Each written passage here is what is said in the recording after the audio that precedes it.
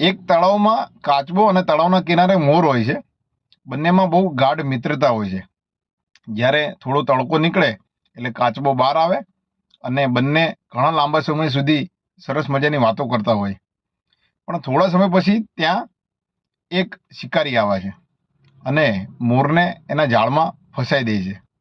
મોરને લઈ જઈ રહ્યો હોય છે ત્યારે મોર એવું કહે છે કે તારે મને જ્યાં લઈ જવો હોય ત્યાં તું લઈ જઈ શકે છે, પણ મારી છેલ્લી ઈચ્છા એવી છે કે મારો મિત્ર તળાવમાં રહે છે કાચબો, મારે એને છેલ્લી વાર મળવું છે.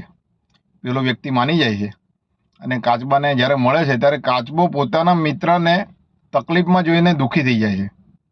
ત્યારે જે શિકારી હોય છે એને કાચબો એવું કહે છે કે તું મોરને છોડી દે. જો તું મોરને છોડી દઈશ તો હું તને અમૂલ્ય વસ્તુ આપીશ. પેલાના મનમાં લાલચ જાગે છે અને કહે છે કઈ વસ્તુ છે એ? ત્યારે કાચબો તળાવમાં જાય છે અને તળાવમાં અમૂલ્ય હીરો હોય છે. એ હીરો લઈને બહાર આવે છે. હીરો જોઈને પેલો વ્યક્તિ લાલચમાં આવી જાય છે અને મોરને છોડી દે છે. અને કાચબો મોરને એવું કહી દે છે કે તું અહીંયાથી થોડું દૂર ચાલ્યો જા, ઉડી જા. એટલે મોર એ પ્રમાણે થોડો દૂર જતો રહે છે. પણ જેવો પેલો વ્યક્તિ જેવો વળતો જતો હોય તરત જ એવો વિચાર આવે છે કે મારે એક હીરાનું જરૂર નથી, મારે તો 2 હીરા જોઈએ. એટલે પાછો વળતો તરત જ કાચબાને પકડે છે અને કાચબાને એવું કહે છે કે મારે એક નહીં, મારે તો 2 આવા જોડીદાર જોઈએ. ત્યારે કાચબાને ખબર પડે છે કે આના મનમાં લાલચ જાગી છે. એટલે કાચબો એવું કહે છે કે તારે જોડીદાર જોઈએ છે તો તું મને આ હીરો પાછો આપ, આવો બીજો હીરો હું લઈને આવું, પછી તને 2 હીરા આપું.